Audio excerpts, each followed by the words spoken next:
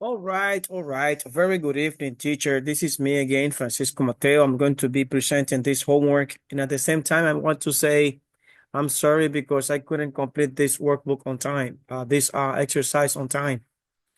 I don't know, for some reasons, this is just today when I saw this exercise. So I rushed to complete it. I'm sorry. Well, I'm going to be analyzing as per the assignment, pages 17 exercises, in which I have to check the facts reading part A and B. After having read, I'm going to answer these true or false statements here. Well, the writer believes that sport must be competitive. Yes, that's true. The writer of the article over there believes that sport, to be a sport, must be competitive. The writer believes that sports must be dangerous. No, it's false. He doesn't say that. Not necessarily a sport must be dangerous. Extreme irony is a very old sport. No, extreme irony is not a very old sport since it just came out on 2002. That was when the first Olympic ironing happened. It's a new sport. Talking about 25 years or maybe less, 20 years, 22 years. Extreme ironists almost always compete outside. Yes, normally they compete outside since they iron in the water, in kayaks, while climbing on a tree and so on. So it means it's an outdoor activity. I don't know how to call it. I don't know if I can call it uh, a sport. Well, some companies sponsor extreme ironing. Yes, some sponsors like iron companies sponsor this type of activities uh, as a way to sell their products, to promote their products, marketing, because there's always a reason for these articles to be there. Some activities are normally followed by the interest of companies to sell their products. Extreme ironists don't like people to know their names. Yes, that is true. Since still, well, up to today, in my opinion, this is the first time I read about ironing as a sport. And since many people don't consider it a sport, maybe the participants don't like people to know that they are doing such type of activity. Well, continue here. Here I have to check the items that ironists must carry with them. Of course, they have to carry an ironing board, of course, electric generator, probably. I don't know. It doesn't say, but taking into consideration that the activity is performed uh, outdoor. In some places, there cannot be electricity, so they might need one. Clothes, of course, the clothes to iron, and gas stove. Yeah, gas stove also. So, food, I suppose. I didn't mark it, but I suppose also they might need food. Anyway, what do ironists get points for? Well, they get points for ironing fast. Yeah, how fast they can iron. They get a point for that. How well and how well. How fast and how well. How much laundry they iron. How fast and how well. Yeah, how much laundry also. What else do they get points for? Well, they get point where they iron, depending on the place. The most creative place to iron, yeah, that might get a good points uh, observed by the judges. It's I don't know, yeah, but they get points for where they iron. All right, and exercise on page 18. After having read the statements here, Sonja Thomas ate 12 lobster in 38 minutes. Yes, that's what she did. She ate 12 lobster in 38 minutes. My God. Competitive eating is Sonja's job. Yeah, she does that for a living. So that's her job. Sonja is a member of the, the food eaters, competitors. Yes, she is. Sonja is the best professional eater in the world. No, she is not, because there's a Japanese uh, competitor who she might, according to the rating, beat. Professional eaters are fat. No, they are not fat, even though they eat a lot of food. but they are people in good shape because this is only to compete. It's not like a lifestyle, an eating lifestyle. No, they don't do that. It's just they're just competitors. They have learned how to manage their bodies, their organs, so that they can eat that much in so short time, and they do it. Way to have fun. Professional eaters play golf and tennis. It doesn't say. It doesn't say that it play tennis, so it is false. The most important competition is a hot dog eating contest. As I said before, here comes a company, a brand after these competitions promoting their products. What two things are most important in competitive eating contest? Okay, of course, speed and amount. Yeah, how much food you can eat in the shortest time possible. Of course. Well, three different eating contests. First, chicken wing competition, the matzo ball competition, and pickle eating championship. Well, analyze. Would the writer of reading number one think that professional eating is a sport? Well, the intention of the writer, in my opinion, is not to discuss whether it is a sport or not. Well, in some part of the paragraph of the article, he mentions his opinion. Yeah, he might consider a sport depending on the physical and mental effort it implies. So I would say that yes. I would say that the writer would think that the professional eating is a sport. No, sorry. I would say that he doesn't think professional eating is not a sport. Sometimes writer lets their readers infer or guess part of their meaning. What connection does the writer want the reader to make in the quote below? You might think that the professional eater must look like some wrestler. They don't. What is the secret? Metal buckets, perhaps. Well, yeah, since it's the article talks about, we read about competitors competing for how much food they can eat in a short period of time. That might give us an image of fat people. What he wants to mean is he wants me to infer that yeah, maybe they are fat people, but in the article he highlights that no, they are not very fat. They are not like sumo wrestler. They are normal people who people who do this activity maybe for fun or as a way to participate in interesting activities. I always when I read this type of activities, I always see, as I said before, there's always uh, a company trying to sell something. So they profit from such activities. So these people are not fat. They are not fat. They are just in good shape. And they do this for fun. Other activity here is this one, reading skills. Write the main ideas of each paragraph in reading one, then, okay, detail from each one. Okay. In paragraph one, the main idea is extreme ironing is pressing clothes. Extreme ironing is pressing clothes in very difficult place. So that's the name of them. That's what the writer wants us to know, that extreme ironing is pressing clothes in very difficult places. Details. The competitors get more points for the difficulty of the location. So that's a main idea of the paragraph and detail. For the second, extreme ironists compete in some amazing places. They go out to different places and contest an iron while they are climbing, while they are in the places, climbing the rocks, climbing the mountains, climbing the trees in a kayak or something like that. Main idea of number three, Phil Shaw is the inventor of the extreme ironing, and the detail is there are about nowadays 1,500 ironists worldwide. Number four, there are let's see, yeah, number four, the goal of extreme ironists is to have their sports included in the Olympics. In some detail, most competitors don't want people to know that they are ironists because it's not considered a sport. They are working on that.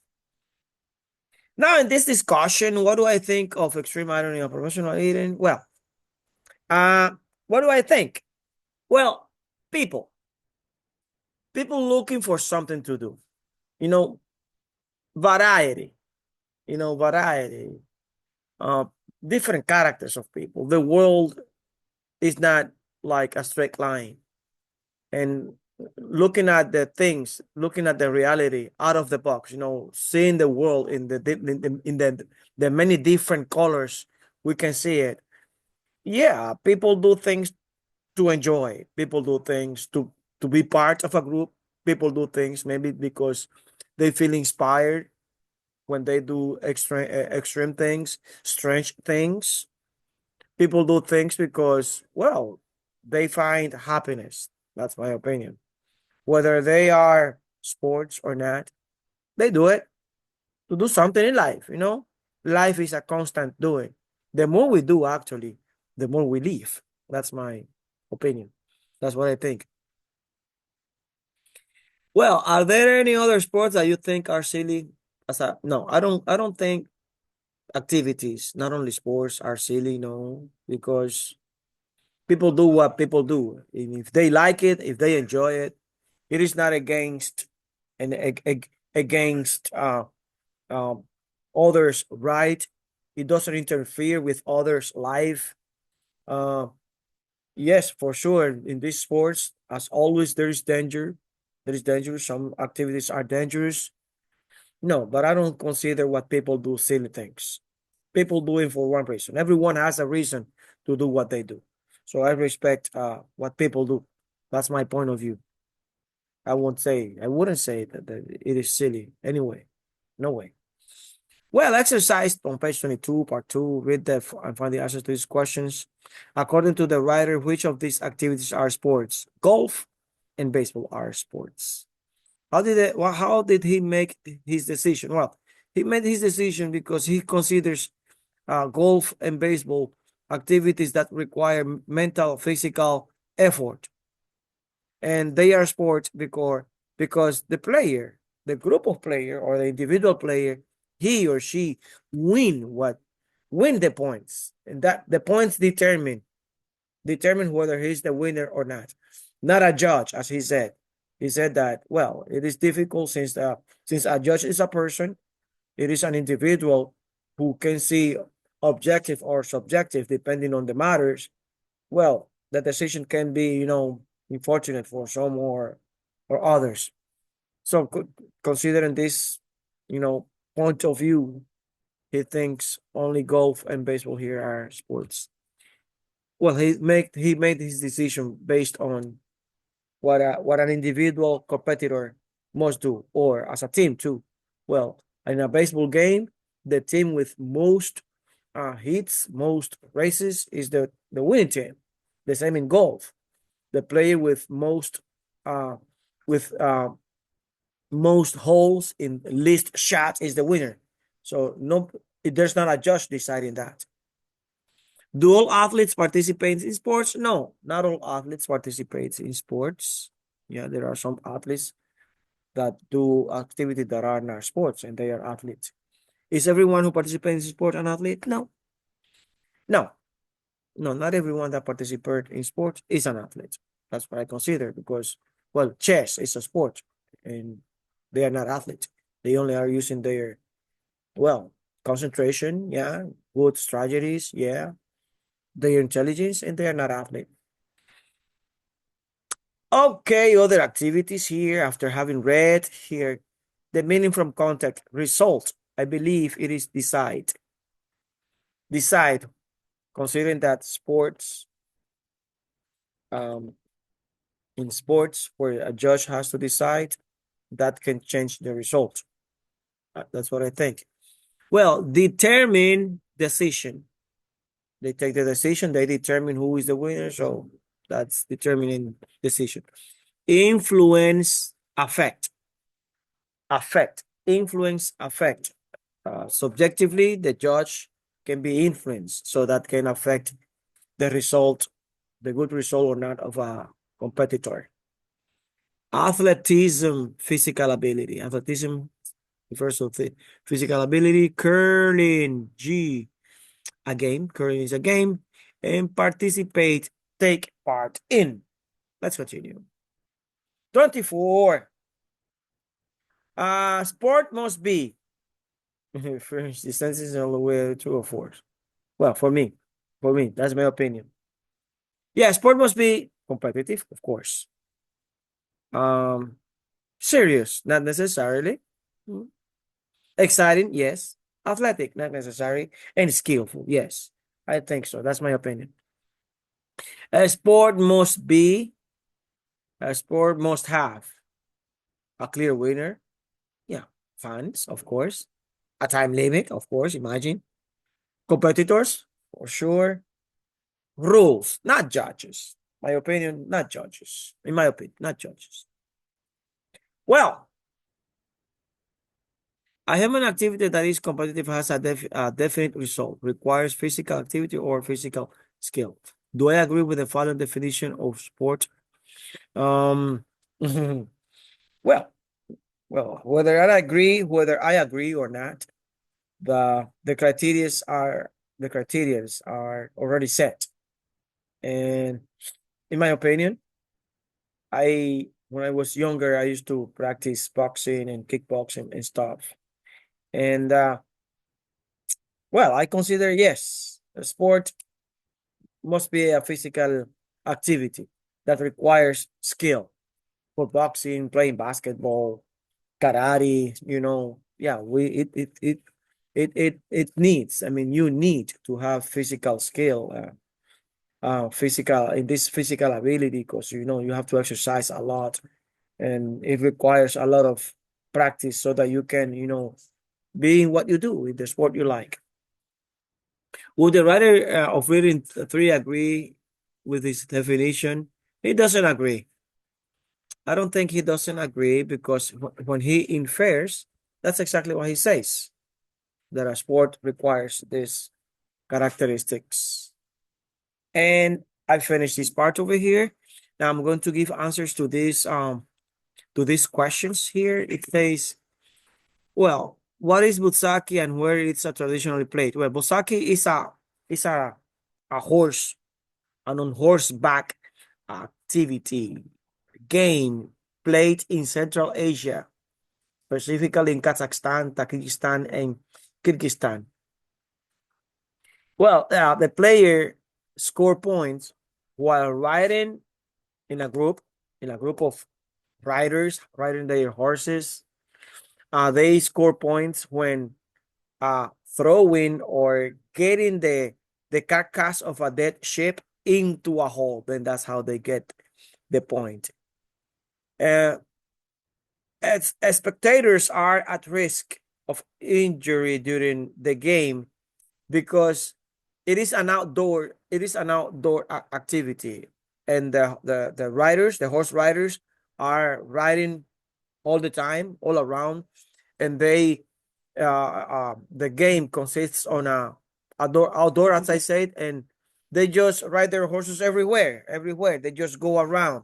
And spectators are then watching the game, so they run the risk to be run over by a horse rider or a horse. Those are the chances for an spectator to get injured. Well, the games are usually sponsored by the father of a bride because this game is part of a wedding ceremony. The father of the bride it's like hires the riders, and he of his savings he proposes an amount, let's say 10,000 pesos for the rider who most points scores. So the money comes from his saving and so on. It's like a way to show that the father of the bride, has potential, has money, and so on. That's what I could understand. Well, teacher, thank you very much. This is again my presentation. I hope I have completed it. And as I said before, I'm very sorry for being late, teacher. See you later.